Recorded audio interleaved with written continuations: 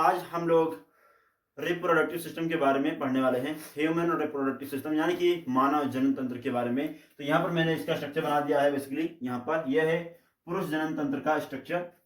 तो यहाँ पर इस वीडियो में हम सिर्फ पुरुष के बारे में पढ़ने वाले हैं, यानी पुरुष जनन तंत्र के बारे में, क्योंकि माता के बारे में इसलिए नहीं पढ़ने वाले हैं क्योंकि ये इसका बोर्ड है, ये छोटा है और पूरा हम लिख नहीं पाए हैं यहाँ पर क्योंकि जगह काफ़ी कम है। तो इसीलिए हम सिर्फ मेल का रिप्रोडक्टिव सिस्टम समझने वाले हैं, उसके बारे में जानने वाले हैं, एक एक चीज़ डिटेल में पढ़ने वाले हैं। तो इसलिए ये वीडियो आपके लिए बहुत ज़्यादा काम का होने वाला है। आप चाहे किसी भी क्लास में पढ़ते हो, चाहे नीट की तैयारी करते हो या फिर क्लास 9 से लेकर 12th 10th 11 जिसमें भी हो, आपके लिए बहुत ज़्यादा काम का होने वाला ये टॉपिक, क्योंकि इस टॉपिक से बहुत सारे सवाल बनते हैं। तो इसलिए ये टॉपिक आपके लिए बहुत ज़्यादा काम का होने वाला है। तो अब आप लोग ध्यान से देखिए, यहाँ पर मैंने इसके बारे में लिख दिया है। तो अब यहाँ पर देखिए, मैंने लिख पहले दिया ताकि आप लोगों का समय बचे, वरना अगर समय इसमें लिखने में खत्म करता तो आधे घंटे ज़्यादा इसमें लिखने में समय लगेगा और आधे घंटे का वीडियो लग जाएगा सिर्फ लिखने में, तो आपको पढ़ाऊंगा क्या, तो इसलिए वीडियो काफ़ी ज़्यादा लंबा हो जाएगी और मुझे एडिटिंग करने में थोड़ा सा प्रॉब्लम आएगी और अपलोड करने में दिक्कत आएगी क्योंकि मोबाइल हमारा ठीक नहीं है, इसलिए बता रहा हूँ आप लोगों को। चलिए अब यहाँ पर पढ़ते हैं इसको डिटेल में इसको। तो दोस्तों आप देख सकते हैं यहाँ पर ह्यूमन रिप्रोडक्टिव सिस्टम, यहाँ पर मानव जनन तंत्र।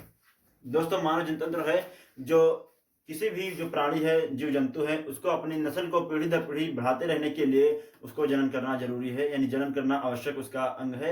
अगर जनन नहीं करेगा तो उसकी नस्लें जो है ये इस धरती से खत्म हो जाएगी। तो कुल मिलाकर सिंपल भाषा में कहें तो किसी भी जीव को अपने जैसा संतान को उत्पत्ति करने के लिए उसको जनन करना पड़ता है, यानी अपने जैसा सेम अपने जैसा उसको बनाने के लिए उसको जनन करना पड़ता है, तब जाकर वो उत्पन्न कर पाता है, यानी कि अपने जैसा जीव पैदा करता है और इस तरह से उसकी नस्लें चलती रहती हैं। सिंपल भाषा में ये चीजें। तो अब मैं यहाँ पर बताता हूँ आपको, समझिए। यहाँ पर देखो, मनुष्य में जनन तंत्र एक निश्चित आयु में क्रियाशील होता है, यानी कि ये ऐसा नहीं होता है कि आप जैसे ही पैदा हुए आप जनन करना शुरू कर देंगे। ये एक समय आता है, तो उस समय कितना आता है और कब आता है वो भी बताता हूँ। तो ये एक समय आता है तब जाकर मनुष्य जनन करने के काबिल बन जाता है, यानी कि उसके अंदर वो शक्ति आ जाती है, वो हार्मोन्स जनरेट होने लगते हैं, यानी कि बन जाते हैं, अच्छे तरीके से परिपक्व हो जाते हैं उसके अंदर, तो वो यानी कि जनन कर सकता है और अपने जैसा संतान उत्पन्न करने की क्षमता उसके अंदर आ जाती है। तो यहाँ पर मैंने सिंपली यहाँ पर इतना ही लिखा है कि मनुष्य में जनन तंत्र एक निश्चित आयु में क्रियाशील होता है, यानी कि बनने लगता है। लड़कों में यौनारंभ, और इसको कहते हैं यौनारंभ। तो लड़कों में यौनारंभ 15 से 18 वर्ष में होता है, यानी कि जो लड़के होते हैं, यानी मेल के बारे में हम बात कर रहे हैं, तो जो मेल होता है उसके अंदर 15 से 18 साल के जैसे ही हो जाता है वैसे ही उसके अंदर समझ लीजिए कि सेक्सुअल पावर आ जाता है, उसके अंदर ऐसा हार्मोन जनरेट होने लगता है जिसकी वजह से वो चाहे तो बाप बने, यानी कि समझ लीजिए अपने जैसे संतान उत्पन्न करने की क्षमता आ जाती है उसके अंदर। ये सिंपल चीजें यहाँ पर लिखा गया है। अब देखिए यहाँ पर यौनारंभ होने पर नर में शुक्राणु,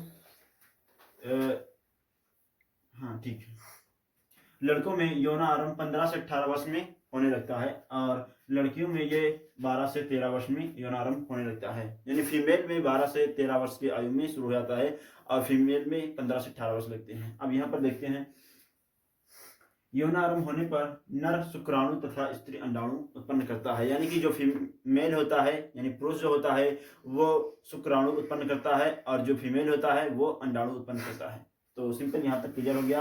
अब देखते हैं इसके नीचे, तो यहाँ पर लिखा है नर यानी पुरुष, जहाँ पे यहाँ पर कह सकते हैं आप, तो नर में तो नर हार्मोन क्या करता है, टेस्टोस्टेरोन रिलीज करता है, टेस्टोस्टेरोन नामक एक हार्मोन होता है वो रिलीज करना रहता है, जिसकी वजह से उसी के अंदर शुक्राणु होता है बेसिकली। तो अब देखना यहाँ पर ये स्त्री में होता है एस्ट्रोजन। एस्ट्रोजन एक हार्मोन होता है, वो अंडाणु को उत्पन्न करने में सहायता देता है, यानी उसी के जरिए समझ लीजिए अंडाणु उत्पन्न होता है, तो ये स्त्री के अंदर होता है। अब देखना यहाँ पर इसके आगे क्या होता है, नर जननतंत्र के बारे में हम पढ़ने वाले हैं। तो नर जननतंत्र के बारे में, नर जननतंत्र वृषण यानी टेस्टिस में बनता है, यानी कि जो शुक्राणु होता है वो वृषण में बनता है टेस्टिस में। तो यहाँ पर इसका स्ट्रक्चर बनाया गया है। तो यहाँ पर ये जो है दो गोली समझ लीजिए अंडे टाइप में, तो ये इसके अंदर समझ लीजिए हमारा क्या होता है, जो शुक्राणु होता है वो जनरेट होता है, यानी बनने का प्रक्रिया शुरू होती है, यहीं से बनता है बेसिकली। तो नर जननतंत्र वृषण यानी वृषण के बारे में बताया गया है। पुरुषों में शुक्राणु का निर्माण अंडकोश में होता है, यहाँ पे होता है, यहाँ पर ना यहीं पे बनता है बेसिकली, जो यहाँ पर ये वृषण है टेस्टिस कहते हैं इसको, तो यहीं पर ये बनता है और इस वाला ये शुक्राणु नालिका इसकी वजह से यहाँ पर जाता है और यहाँ पर होता है सेमिनल वेसिकल होता है, इसके अंदर स्टोर रहता है हमारा, जैसे ही सेक्स के दौरान ये निकल के आता है, यहाँ पर आता है प्रोस्टेट ग्रंथि में और यहाँ से आके सीधा यूरेथ्रा में बाहर निकल जाता है इस तरह से, और यहाँ पर ग्लैंड्स पेनिस से बाहर निकल जाता है इस तरह से। तो ये होता है इसका प्रक्रिया। उसके बाद देखते हैं क्या होता है,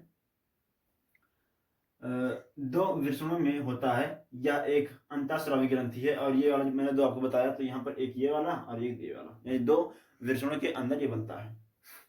अब देखते हैं, जो पेरिटोनियम नामक झिल्ली से घिरी होती है, और पेरिटोनियम नामक इसके ऊपर एक झिल्ली टाइप होती है, समझ लीजिए जहाँ पर दोनों होता है इसके ऊपर एक पेरिटोनियम नामक एक झिल्ली होती है जो इसके टेम्परेचर को मेंटेन करने यानी ठंडा करने का काम करता है बेसिकली। तो ये चीजें इसके ऊपर होती है, पेरिटोनियम नामक झिल्ली होती है।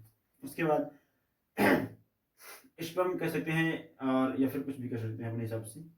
तो वृषण कोश का तापमान शरीर के तापमान से कम होता है, यानी कि जो शरीर का तापमान होता है वो 37 डिग्री सेल्सियस होता है, या फिर 98 डिग्री फॉरनाइट होता है, 98 डिग्री फॉरनाइट।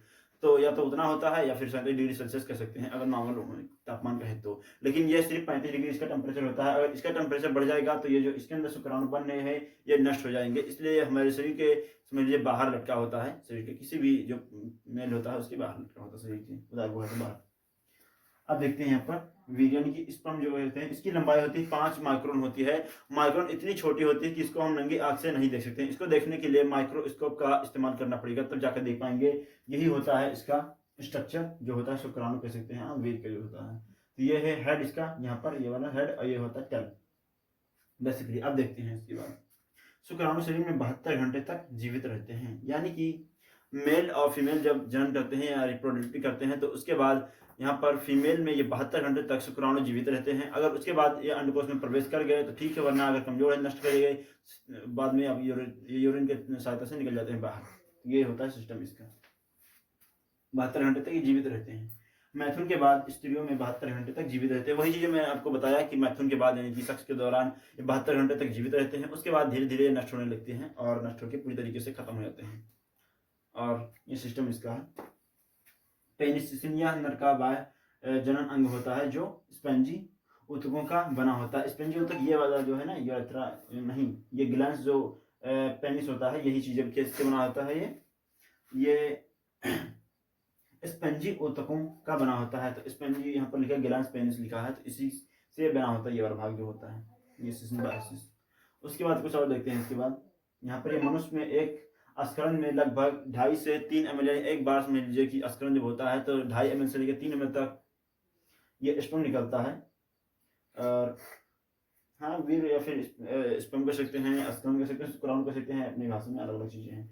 तो जिसमें 20 से 40 करोड़ शुक्राणु निकलता है एक बार अस्करण करने, यानी एक बार सेक्स के दौरान समझ लीजिए 20 से 40 करोड़ शुक्राणु, इस तरह से 20 से 40 करोड़ शुक्राणु निकलते हैं। तो आप सोच भी नहीं सकते कितना ज्यादा मात्रा में होते हैं।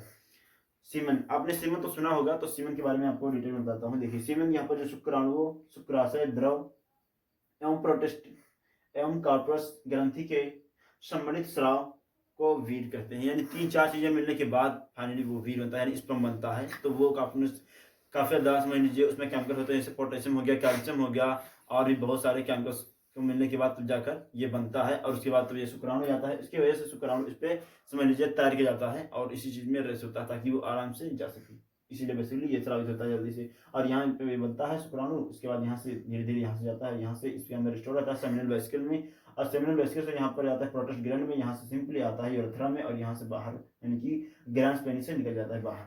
ये 2 टेस्टिस होते हैं जिसके अंदर शुक्राणु बनता है बेसिकली। और ये है वैसे डिफरेंसेस है, यहाँ पर जनरली है वैसे डिफरेंसेस है। और इसके ऊपर जो ये वाला जो आप देख रहे हैं भाग, ये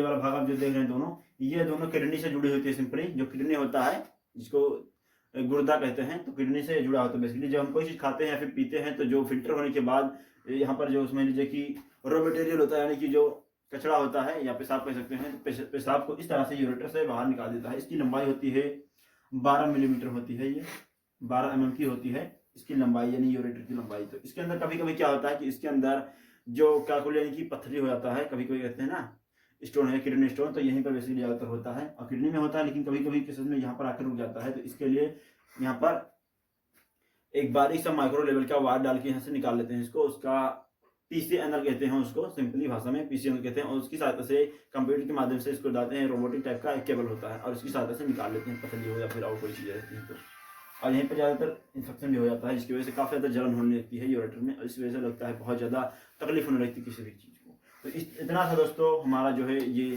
ह्यूमन रिप्रोडक्टिव सिस्टम का जो पुरुष का जनन तंत्र है वो इतना सिस्टम था, इसका स्ट्रक्चर था। तो आप लोगों को समझ में आ गया होगा। अगर समझ में आया है तो वीडियो को लाइक करके चैनल को सब्सक्राइब कर लीजिए, और आप लोग बताइए कि आप लोगों को कितना समझ में आया, इसमें कोई गलती लगी है तो आप लोग बताइए। और इसमें वैसे गलती कुछ भी नहीं है जहां तक है। ये टल है इसका शुक्राणु का, ये जो पूंछ होता है ये है, और ये हेड है। जब ये निषेचन कर लेता है, अंडाणु से मिलता है, तो इतना भाग समझ लीजिए टूट जाता है और इतना सिर्फ रह जाता है। इतना ये प्रवेश करता है सीधा अंडाशय से, अंडाशय के बाद ये भ्रूण बनना स्टार्ट हो जाता है, और इस तरह से भ्रूण सीधा कोशिका गर्भ में आता है, और इस तरह से फाइनली बच्चा बनना स्टार्ट हो जाता है। तो इतना था इसका स्ट्रक्चर। और आज का वीडियो यहीं पर समाप्त करते हैं। हम मिलते हैं इसी तरह की नई वीडियो में, अब तक के लिए जय।